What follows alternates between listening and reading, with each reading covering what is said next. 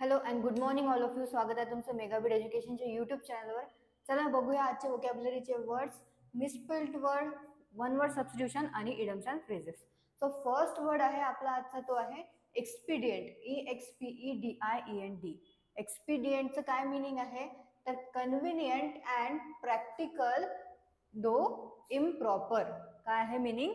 Convenient and practical though improper म्हणजे जो काय आहे फायदेशीर आहे, जो योग्य आहे, त्याला काय म्हटलं जातं? एक्सपिडियंट असं म्हटलं जातं. एक्सपिडियंट म्हणजे काय होते तर फायदेशीर, योग्य किंवा उपयुक्त याला म्हटलं जातं एक्सपिडियंट. सो याचे सिनोनिम्स काय आहेत? ॲडव्हान्टेजियस, युजफुल आणि प्रॅग्मॅटिक. आणि अँटोनिम्स काय आहेत? डिसॲडव्हान्टेजियस, इम्प्रॅक्टिकल आणि अनवाईज. ओके, सो हे आहेत त्याचे सिनोनिम्स. काय आहेत? ॲडव्हान्टेजियस, युजफुल आणि प्रॅग्मॅटिक. आणि अँटोनिम्स जे आहे ते आहे डिसॲडव्हान्टेजियस, इम्प्रॅक्टिकल आणि अनवाईज. आणि एक्सपिडियंट म्हणजे काय होतं? फायदेशीर, योग्य किंवा उपयुक्त. सो यूज बघूया सेंटेन्समध्ये. The decision was politically expedient. So याचा अर्थ काय आहे मराठीमध्ये तर निर्णय. डिसिजन म्हणजेच मराठीमध्ये निर्णय राजकीय दृष्ट्या फायदेशीर होता. म्हणजेच पॉलिटिकली काय होता तो? एक्सपिडियंट होता, फायदेशीर होता, असं याचा सेंटेन्सचा अर्थ आहे मराठीमध्ये. ओके, नेक्स्ट बघूया. नेक्स्ट वर्ड आहे एक्सपिएट. EXPIATE. एक्सपिएटचं काय मिनिंग आहे? Make amends for guilt or sin. म्हणजेच काय करणे?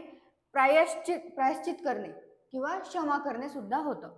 सो एक्सपिएट म्हणजे काय होते? प्रायश्चित करणे, प्रायश्चित करणे किंवा क्षमा करणे. म्हणजेच make amends for guilt or sin. तर याचे सिनोनिम काय आहेत? ॲटोन, रिडीम आणि रेक्टिफाय. आणि अँटोनिम याचा डायरेक्ट अँटोनिम नाही आहेत. ओके, तर सिनोनिम्स काय आहेत? ॲटोन, रिडीम आणि रेक्टिफाय.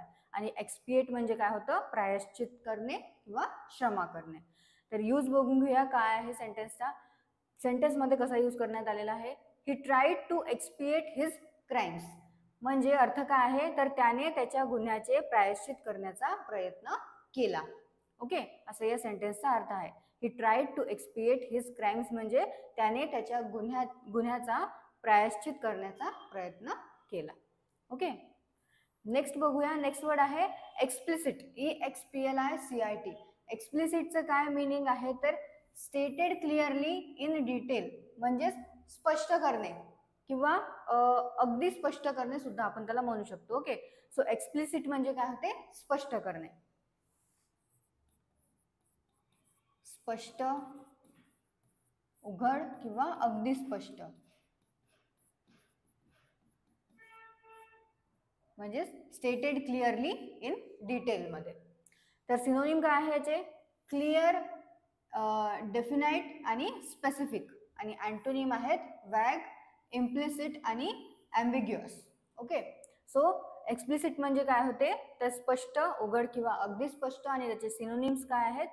क्लिअर, डेफिनाइट आणि स्पेसिफिक. आणि अँटोनिम्स आहेत वॅग, इम्प्लिसिट आणि ॲम्बिग्युअस. सो सेंटेन्समध्ये यूज बघूया आता.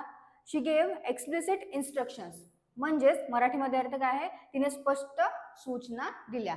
इन्स्ट्रक्शन म्हणजे होते सूचना आणि एक्सप्लिसिट म्हणजे इथे यूज करण्यात आलेला आहे स्पष्ट.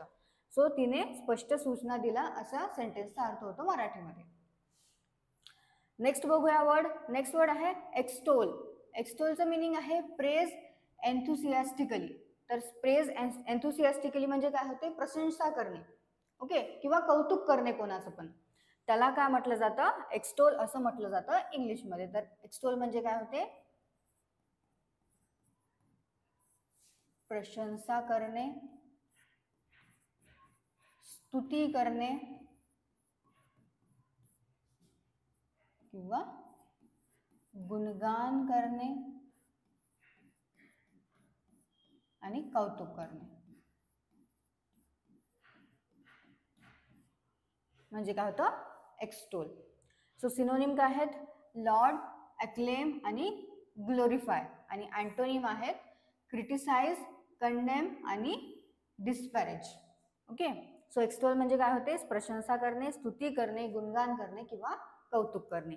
आता यूज बघून घेऊया सेंटेन्समध्ये एक्सटॉलला कसा केलेला आहे. Critics extolled the novel's virtues. तर याचा अर्थ काय आहे, सेंटेन्सचा अर्थ काय आहे मराठीमध्ये, तर समीक्षकांनी म्हणजेच क्रिटिक्सनी, समीक्षकांनी कादंबऱ्यांचे म्हणजे नॉवेलचे कौतुक केले, असा याचा मराठीमध्ये अर्थ होतो. ओके. समीक्षकांनी कादंबऱ्यांचे कौतुक केले असा सेंटेन्सचा अर्थ होतो. ओके. नेक्स्ट बघूया one word substitution. One word substitution मध्ये फर्स्ट वर्ड आहे पॉलिग्लॉट. पॉलिग्लॉटचं काय मीनिंग आहे, तर a person who speaks many languages. A person who speaks many languages म्हणजेच असा व्यक्ती जो भरपूर साऱ्या भाषा बोलू शकतो, त्याला काय म्हटलं जातं, त्या व्यक्तीला म्हटलं जातं पॉलिग्लॉट. किंवा अनेक भाषांवर, ज्या व्यक्तीचं अनेक भाषांवर प्रभुत्व आहे त्याला म्हटलं जातं पॉलिग्लॉट. तर पॉलिग्लॉट म्हणजे काय होते, अनेक भाषांवर प्रभुत्व असलेली व्यक्ती, त्याला म्हटलं जातं पॉलिग्लॉट. नेक्स्ट वर्ड आहे इनकम्प्रिहेन्सिबल. इनकम्प्रिहेन्सिबल म्हणजे काय होते, something that is difficult to understand. म्हणजे जे समजत नाही आहे, जे न समजण्याजोगं आहे, त्याला काय म्हटलं जातं, इनकॉम्प्रिहेन्सिबल. सो इनकॉम्प्रिहेन्सिबल म्हणजे काय होते, न समजण्याजोगा. ओके. नेक्स्ट बघूया मिसस्पेल्ड वर्ड. मिसस्पेल्ड वर्ड मध्ये फर्स्ट वर्ड जो आहे तो आहे कोहेसिव्ह. कोहेसिव्हची करेक्ट स्पेलिंग आहे ऑप्शन बी, COHESIVE. कोहेसिव्ह म्हणजे काय होते, तर संलग्न किंवा एक संध म्हणजे होते कोहेसिव्ह. आणि सेकंड वर्ड आहे सिमेंटिंग. तर सिमेंटिंगची करेक्ट स्पेलिंग काय आहे, ऑप्शन बी, CEMENTING. ही करेक्ट स्पेलिंग आहे सिमेंटिंगची. नेक्स्ट इडम्स अँड फ्रेजेस बघूया. इडम्स अँड फ्रेजेस मध्ये फर्स्ट आहे close at hand. Close at हँडचं मिनिंग काय आहे, if something is close at hand it is nearby or conveniently located. म्हणजेच खूप जवळ आहे, लगेच लागूनच आहे, त्याला काय म्हटलं जातं, क्लोज ॲट हँड. म्हणजेच एकतर ठिकाण असू शकते किंवा वेळ असू शकते, ती काय आहे, जवळच आहे, त्याला म्हटलं जातं क्लोज ॲट हँड. तर क्लोज ॲट हँडचं मिनिंग काय आहे, काहीतरी लवकर व सहज उपलब्ध आहे, याला म्हटलं जातं क्लोज ॲट हँड. किंवा जे की काय आहे, जवळच आहे, त्याला सुद्धा म्हटलं जातं. किंवा वेळेच्या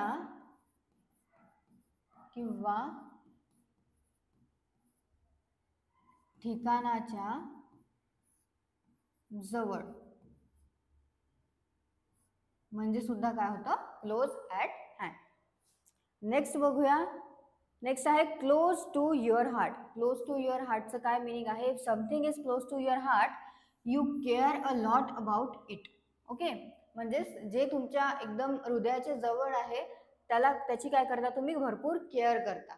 तर क्लोज टू युअर हार्ट म्हणजे काय होते, हृदयाच्या जवळचे किंवा खूप प्रिय, त्याला काय म्हटलं जातं, क्लोज टू युअर हार्ट. तर क्लोज टू युअर हार्ट म्हणजे होते खूप प्रिय किंवा हृदयाला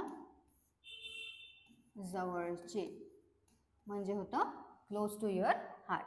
ओके. याला अल्टरनेटिव्ह सुद्धा आहे क्लोज टू युअर हार्टला. ते अल्टरनेटिव्ह काय आहे, डिअर टू युअर हार्ट. तर क्लोज टू युअर हार्ट आणि डिअर टू युअर हार्टचं सेमच मिनिंग आहे, जे की आहे खूप प्रिय किंवा हृदयाला जवळचे.